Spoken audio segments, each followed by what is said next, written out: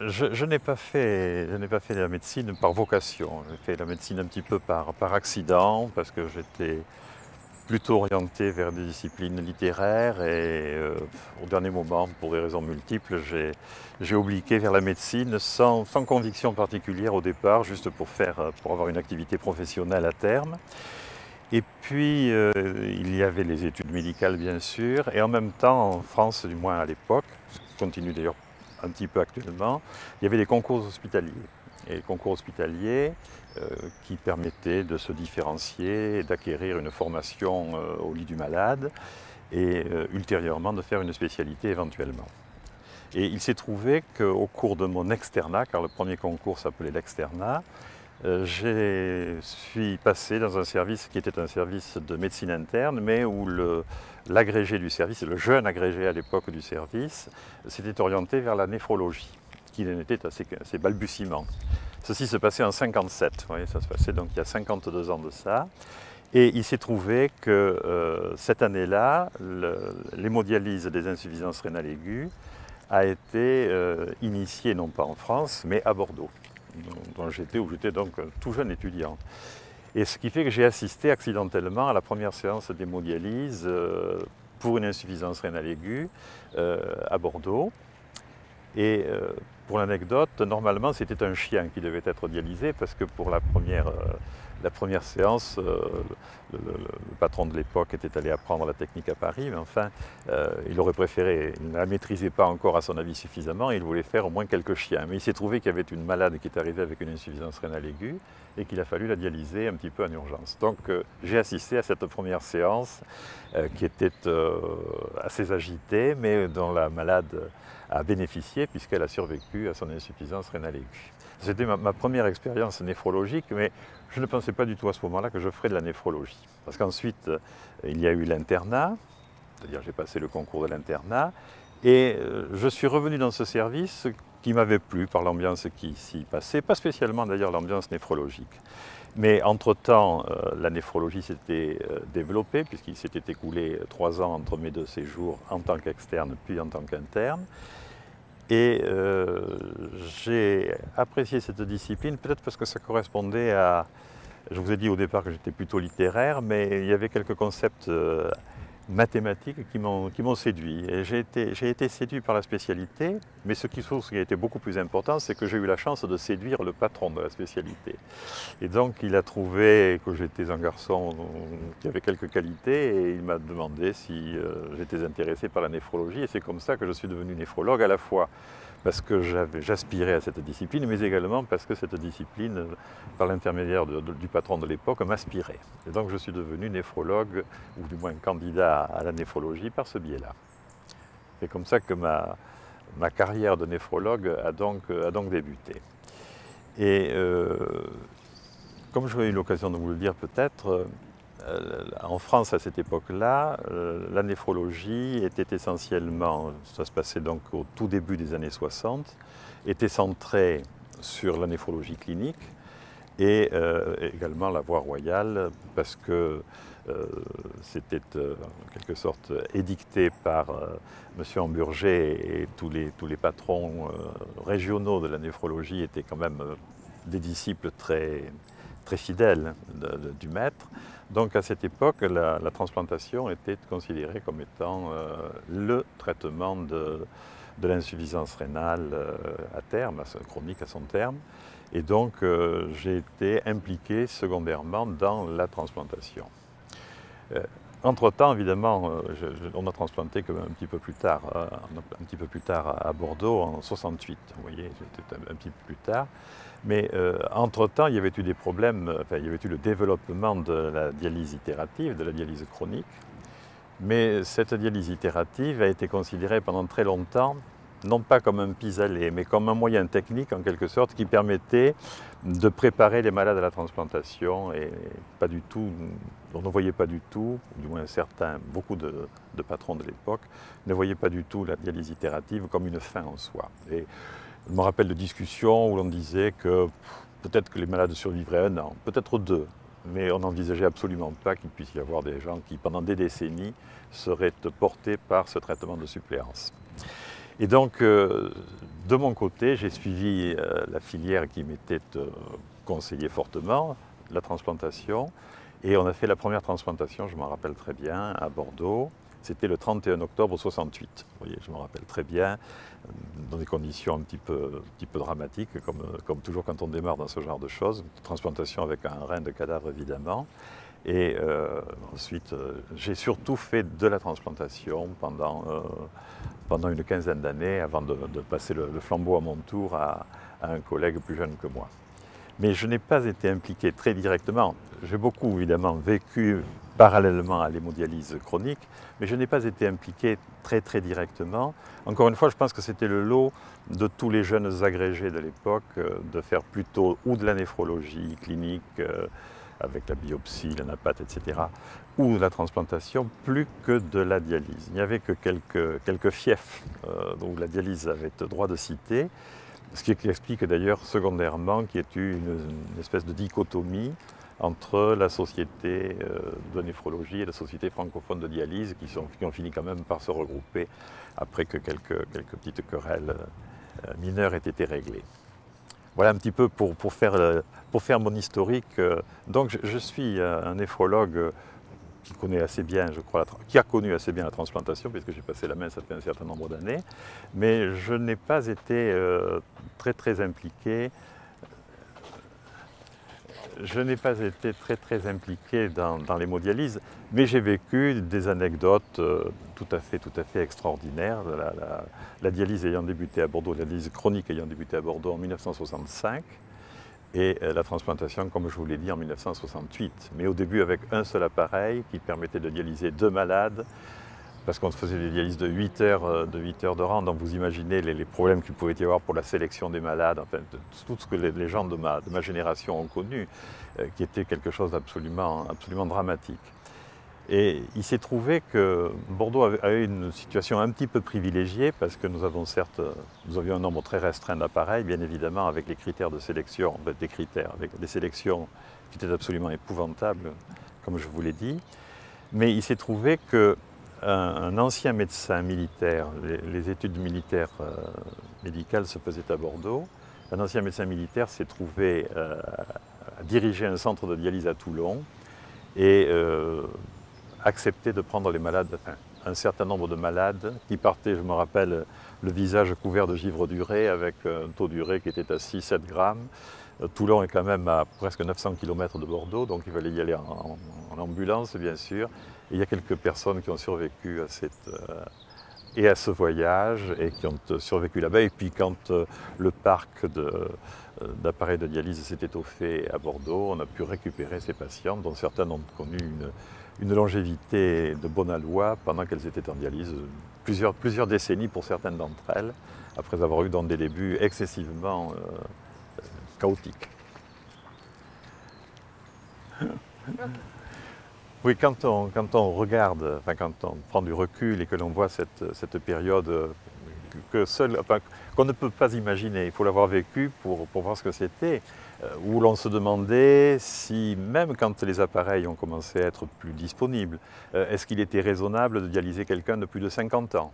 Et par exemple, je me rappelle avoir accueilli un Anglais qui, Dieu merci pour lui, était marié avec une Française, qui avait été refusée en Angleterre parce qu'il avait 52 ans, et que l'on a pris en charge. Et il était d'ailleurs en France, on l'avait pris sans difficulté, mais il était considéré comme étant un cas un petit peu limite. Enfin, ce n'était pas un tout jeune homme. Alors que maintenant, la moyenne d'âge des patients entrant en dialyse est supérieure à 70 ans en France. Je crois que c'est 71 ans en France.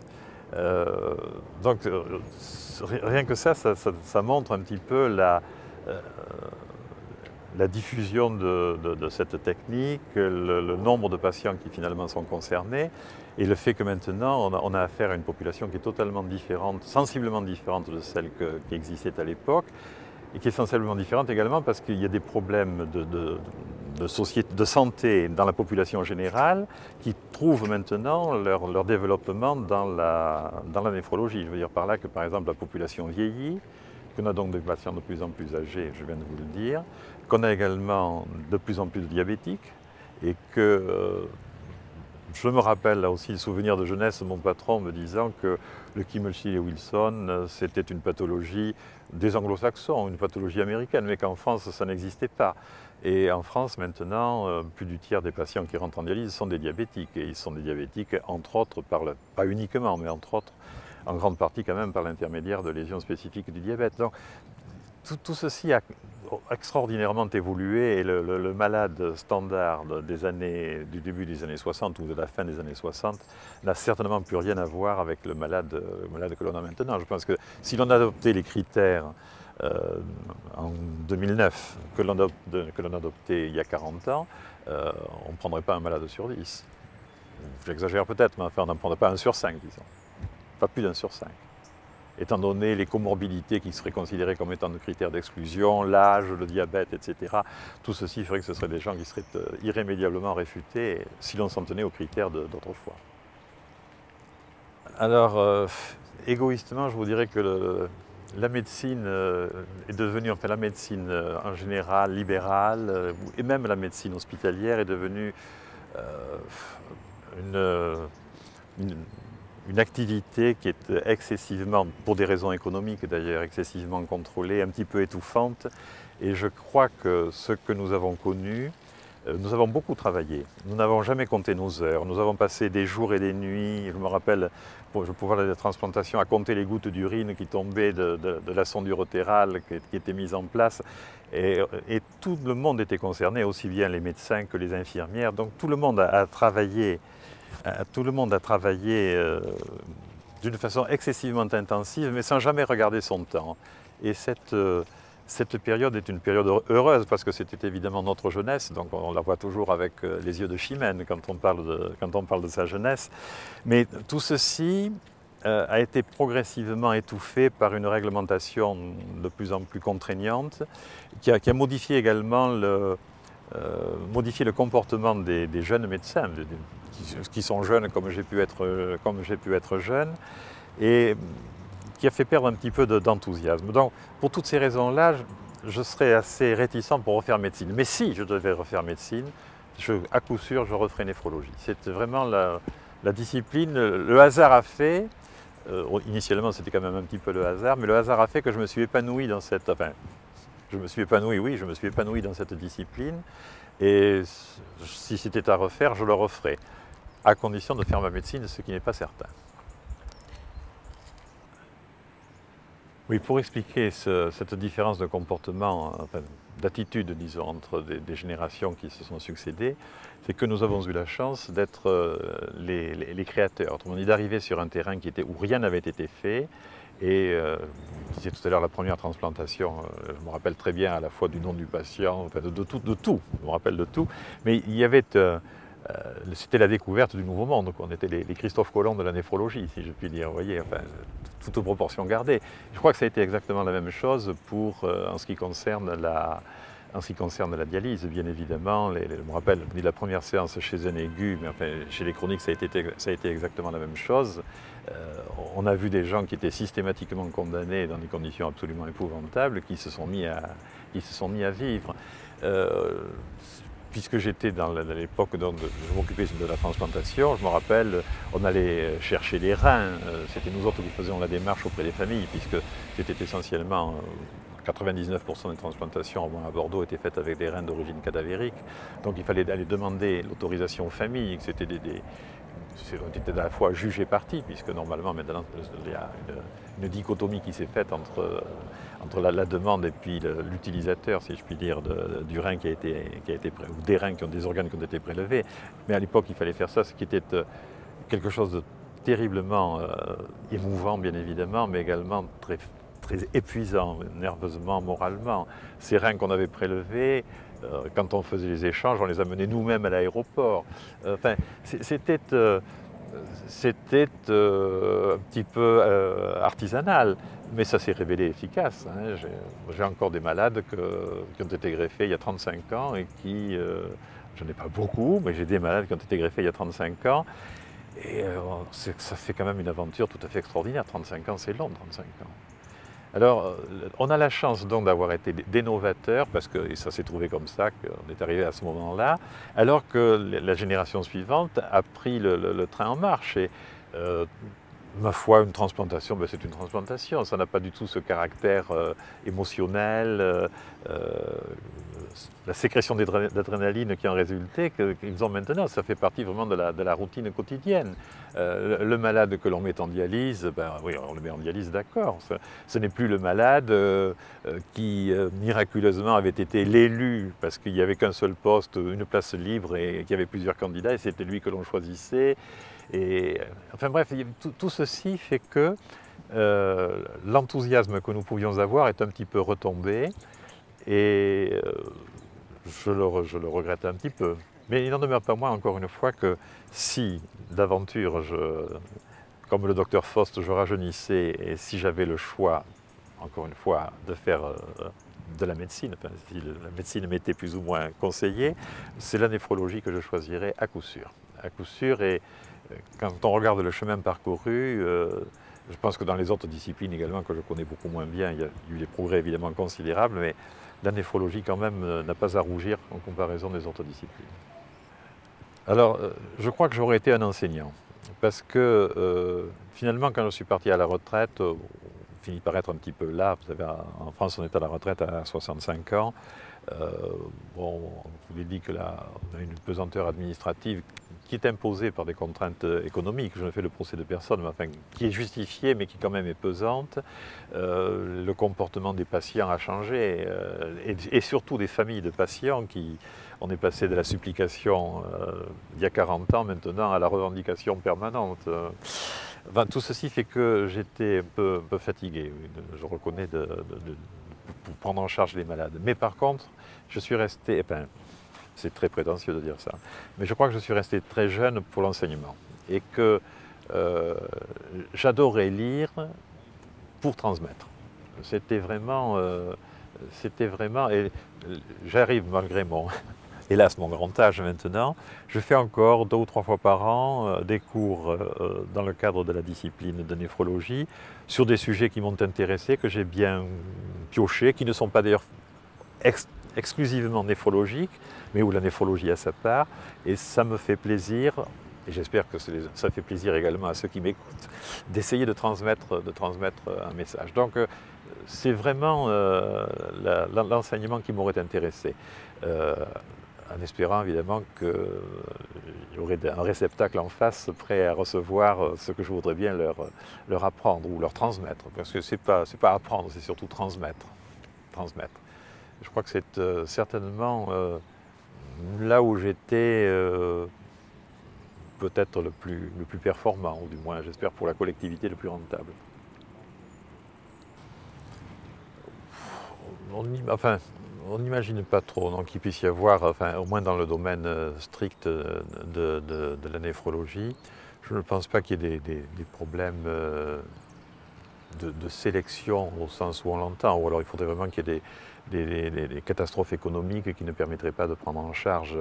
Je sais bien que maintenant c'est la mode du jeunisme et que, en particulier, je pense aux personnes âgées.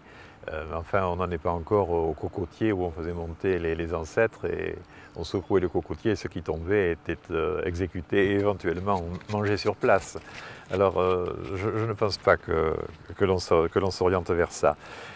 Mais il est possible que, enfin, en particulier là où effectivement le problème se pose également, c'est pour la transplantation. Il y a manifestement une inadéquation entre les candidats à la transplantation et le nombre de reins qui sont disponibles, d'organes qui sont disponibles.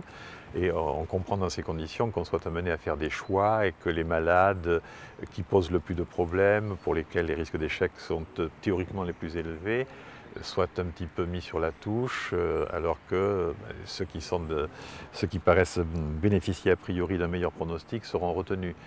Mais j'imagine mal que l'on puisse retomber dans une situation qui soit comparable à celle que l'on a connue au départ, car il faut bien se rappeler qu'au départ, il n'y avait pas d'appareil. On est parti de zéro. Là, il y a quand même un nombre élevé de patients qui sont pris en charge. Il y a à peu près 35 à 40 000 patients qui sont approximativement qui sont dialysés en France. on n'imagine pas qu'il puisse y avoir tout d'un coup un afflux, qu'il y ait une progression régulière. Elle est régulière, mais elle concerne essentiellement les gens de la tranche d'âge qui est au-dessus de 75 ans. Et, on ne voit pas d'explosion susceptible tout d'un coup de saturer les possibilités de dialyse. Donc je ne crois pas que... On sait très bien que les prophéties en général sont faites pour être démenties ultérieurement, mais je ne pense pas que l'on s'oriente à un moment ou à un autre vers une pénurie d'organes artificiels. Alors en ce qui concerne les organes tout court pour les transplantations, ben oui, il y a en attendant la très hypothétique xénogreffe, transplantation interespèces, etc. Évidemment, automatiquement, il y a une sélection qui est faite, mais qui n'est pas du tout comparable avec ce qui pouvait être fait à l'époque. Et se rappeler que de toute façon, si les gens ne sont pas pris en charge par la transplantation, il y a toujours la dialyse qui est là. L'énorme avantage, ce qui d'ailleurs a été le succès, j'aurais pu en parler tout à l'heure, de la néphrologie, c'est qu'il y avait le rein artificiel. C'est-à-dire que l'échec de la transplantation n'était pas un échec vital, c'était un échec fonctionnel. Et le malade était rattrapé par la transplantation. L'échec d'une transplantation cardiaque, l'échec d'une transplantation hépatique, l'échec d'une transplantation pulmonaire sont des arrêts de mort. L'échec d'une transplantation rénale est un retour à la case départ. Il y a une petite blessure d'amour-propre éventuellement pour le néphrologue, mais ça ne va pas plus loin. Ça ne va pas plus loin. Donc c'est certainement d'ailleurs un des éléments qui a été un des éléments moteurs qui a permis la promotion d'abord de la transplantation rénale et même de la néphrologie tout court.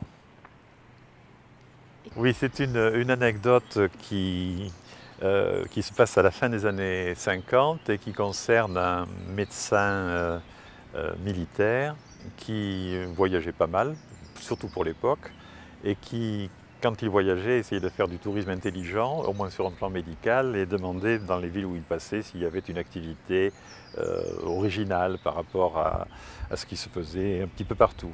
Il faut dire que ce médecin était réanimateur de formation. Et passant sur la côte ouest des États-Unis, arrivant à Seattle, il s'est enquis, comme d'habitude, s'il y avait quelque chose de nouveau, d'original sur un plan médical. Et on lui a dit qu'il y avait un esprit effectivement original qui envisageait de traiter, ce qui évidemment à l'époque était difficile à concevoir, qui envisageait de traiter les malades porteurs d'une insuffisance rénale chronique. Et alors ça l'a intéressé, il a demandé à voir ce médecin, qui se nommait Scribner, qui voulait quelque chose sans doute. Et donc il a été très aimablement reçu par Scribner et il a été séduit par ce qu'il voyait et surtout par le fait qu'en tant que réanimateur, il y avait des montages vasculaires. Enfin, c'est quelque chose qui le stimulait et qui l'intéressait. Donc il a bien regardé ça, il est revenu en France et il a fait un article qui est apparu dans la presse de l'époque, la presse médicale de l'époque, qui s'appelait sur l'urémie dépassée. Et cet article d'ailleurs a eu un certain retentissement, mais pas forcément au sens où on pourrait l'entendre maintenant, parce que ça a été plutôt un retentissement négatif. Mais il n'en demeure pas moins que ce médecin, dans un temps second, évidemment, la dialyse a connu l'essor que l'on a connu, mais au début, un essor très, très restreint. Et ce médecin qui était à Toulon a monté donc une unité, quoique n'étant pas néphrologue de formation d'ailleurs, a monté une unité de dialyse où il y avait 6 postes, je me rappelle très bien. Et ce qui faisait que de temps en temps, comme il avait fait ses études à Bordeaux, et quand il y avait un poste qui se libérait, on pouvait glisser un malade à Bordeaux qui était moins bien nanti que Toulon ne l'était en matière de poste de dialyse. Et ultime anecdote, c'est qu'un jour il y a eu un problème au moment de la mise, du démarrage de la séance de dialyse avec une erreur dans les manipulations entre solvant et soluté, et ce qui fait que 6 malades sont décédés dans les minutes qui ont suivi le début de la dialyse, avec 6 postes qui se sont libérés, pour regarder les choses en face, enfin, surtout à cette époque-là. Et donc ces 6 décès ont été finalement une chance pour 6 autres malades, dont des malades de Bordeaux qui ont pu être sauvés, le décès des uns ayant entraîné la survie des autres. Voilà, petite cause, grands effets en tout cas, et ça fait partie des de la préhistoire un petit peu de la dialyse chronique. De la petite histoire, mais également de la préhistoire de la dialyse chronique. C'est une grande histoire aussi. C'est également une grande histoire. Mais on a peine à imaginer ce qui se passerait si de nos jours pareil accident arrivait. Oui, parce que je crois que l'anecdote, les gens retiennent l'anecdote, mais derrière l'anecdote, il y a le fait basique en quelque sorte. Et l'anecdote sert de support pour transmettre un petit message. Et donc les histoires comme ça, les petites histoires permettent un petit peu, puisque dans mon extrême jeunesse, je voulais être professeur d'histoire, et je pense qu'effectivement, les petites histoires permettent de fois la compréhension de la grande, et c'est un petit peu pareil pour la médecine. Je pense que les anecdotes, ce qu'on appelle un petit peu dédaigneusement les histoires de chasse, eh bien, ça permet quand même d'acquérir un certain nombre de notions, et on les retient d'autant plus facilement que justement qu'elles sont illustrées par une petite anecdote.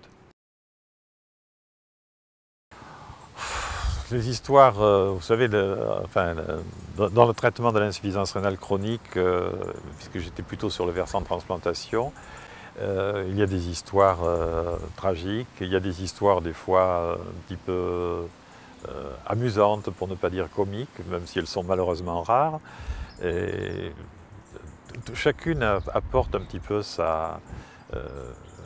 apporte un petit élément nouveau, un élément supplémentaire. Je vous dis, en matière de transplantation, en particulier les demandes que l'on faisait aux familles étaient vraiment des épreuves excessivement pénibles.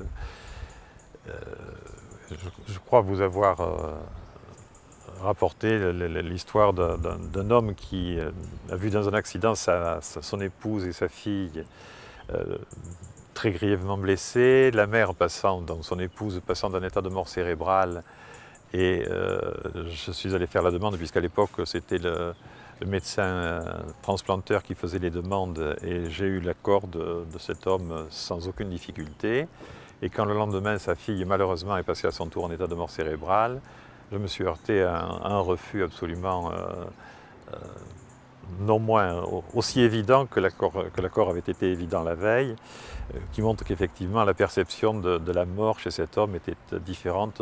On pouvait toucher au corps de sa femme, il ne concevait pas que l'on puisse toucher au corps de sa fille. Enfin, c'était dans son imaginaire, il y avait quelque chose qui était absolument inconcevable de réaliser. Et puis, alors une histoire un petit peu plus, même si elle est tragique, mais un petit peu plus souriante, d'un patient, lui aussi en état de mort cérébrale, et obligé de négocier en quelque sorte l'autorisation des prélèvements, à condition donc que le service paie les funérailles. Alors, qu'en aurait-on fait pour les organes? Donc on passe le deal avec la famille en disant qu'on paiera donc effectivement l'enterrement, le prélèvement se fait, et mon patron, puisque je n'étais pas le patron à l'époque, reçoit la facture, qui était une facture absolument pharaonique, parce qu'on avait fait un enterrement digne d'un président de la République, quoi, pour ce pauvre malheureux qui était mort. Alors la famille avait eu l'autorisation, avait eu la certitude que l'enterrement serait payé, donc ils avaient fait les choses en grand. Voilà, petites historiettes accompagnant l'activité de transplantation de l'époque. Mais je pense qu'il est beaucoup plus sain maintenant d'avoir dissocié la demande qui est faite par quelqu'un qui est totalement étranger à l'équipe de transplantation, la demande qui est faite aux familles, de l'équipe de transplantation elle-même. Il y avait auparavant un mélange des genres qui n'était pas sain. Et je pense que c'est une bonne chose que d'avoir fait cette dissociation entre les deux.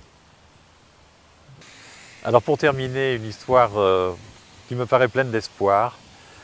C'est une histoire qui remonte à un certain nombre d'années, très exactement une quarantaine d'années, qui est celle d'une jeune fille qui est âgée de 16 ans, chez laquelle on découvre soudainement une insuffisance rénale chronique terminale, en rapport avec des petits reins vraisemblablement congénitaux. Et cette gamine, qui est une élève excessivement brillante et avec un tempérament artistique également très développé, vous verrez pour quelle raison j'insiste là-dessus, cette gamine donc est mise en dialyse. C'était quand même une époque où les postes étaient relativement disponible. Elle est mise en dialyse, ça se passe au printemps.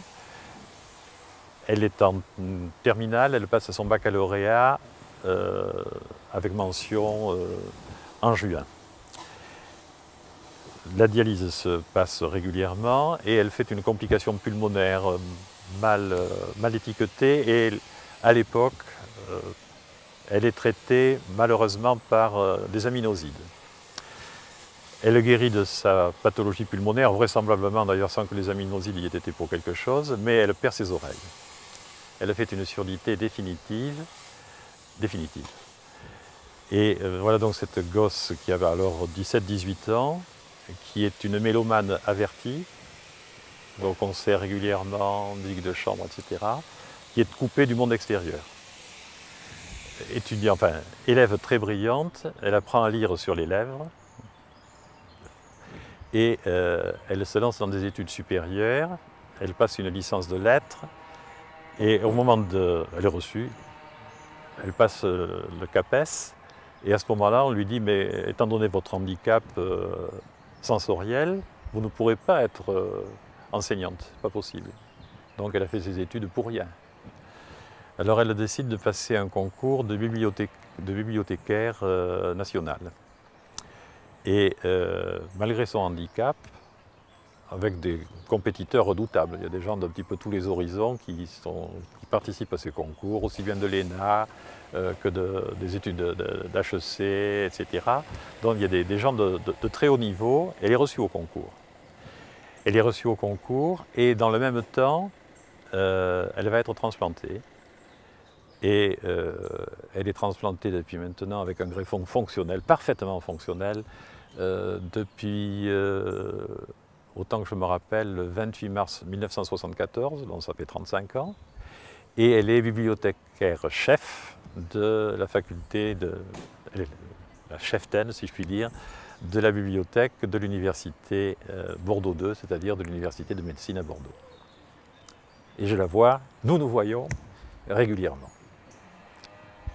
Malgré tous les handicaps qui ont pu jalonner son existence, c'est une ex-jeune femme, elle commence maintenant à avoir quand même quelques années de plus, mais elle a mené une vie pleine et elle est parfaitement épanouie, malgré tous les handicaps qu'elle a pu accumuler et qui paraissaient absolument insurmontables au départ. C'est une femme donc épanouie dans sa vie professionnelle, je pense également dans sa vie affective, quoiqu'elle n'ait pas eu d'enfant, mais enfin, je pense que vraiment, c'est l'histoire qui me vient naturellement à l'idée parce que on montre qu'avec avec la volonté et un petit peu de chance, on peut franchir bien des obstacles. Sur l'amitié.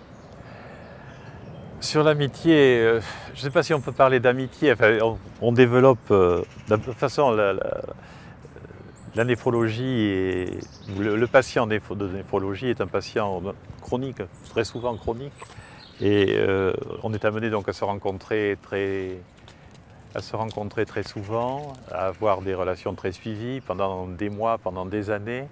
Donc il y a effectivement une liaison qui finit par s'établir entre le médecin et le malade. Amitié, je ne sais pas si... Enfin, il peut y avoir effectivement des relations tout à fait amicales qui se lient entre le médecin et son patient dans ce cadre-là. Ce n'est pas constant, mais c'est une relation quand même de confiance, d'amitié parfois, mais surtout de confiance entre le médecin et son ou sa malade. Et je pense que le fait qu'on s'adresse à des patients chroniques, souvent chroniques, y est pour beaucoup. Lorsqu'on a affaire à des malades qui représentent une pathologie aiguë, qui vont donc ou guérir ou malheureusement de temps en temps décéder, mais ce n'est qu'un bref passage. Lorsqu'on a affaire à des malades que l'on revoit très périodiquement, avec lesquels il faut entretenir des relations de confiance très, très profondes si l'on veut que les choses aillent à leur terme dans les meilleures conditions possibles. Je pense qu'effectivement, je dirais l'amitié parfois, la confiance toujours.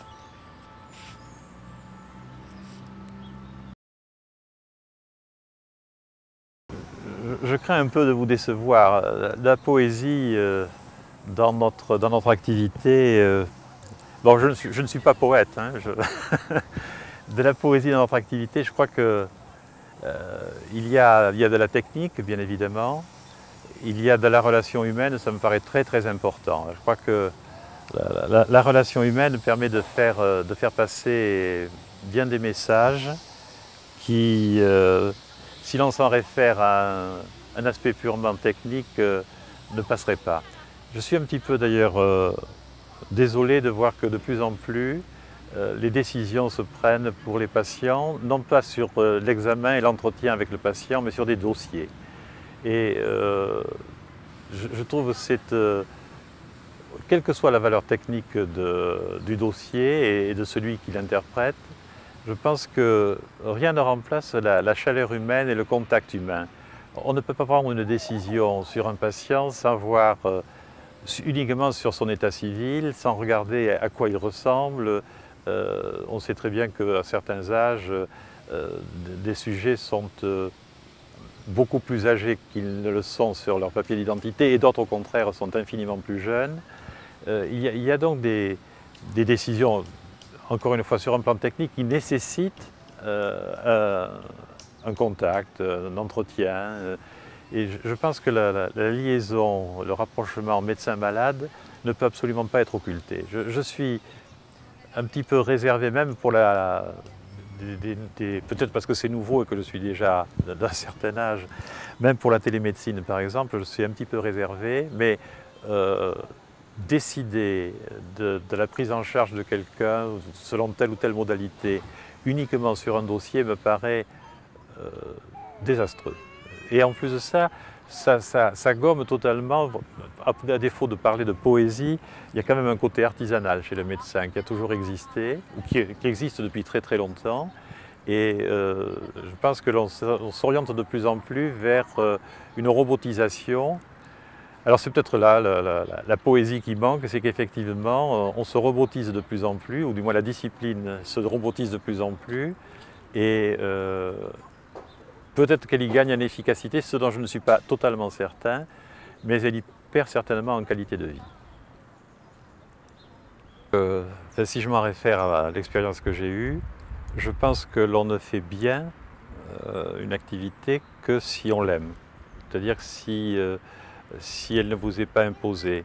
Je tremble à l'idée de penser que si j'avais été, si je rajeunissais soudainement et si j'avais été reçu à un certain rang, par exemple au concours de l'internat, qui décide des spécialités, j'aurais peut-être été amené à faire une spécialité pour laquelle je n'ai absolument aucune affinité, et je suis persuadé que j'aurais été un médecin médiocre.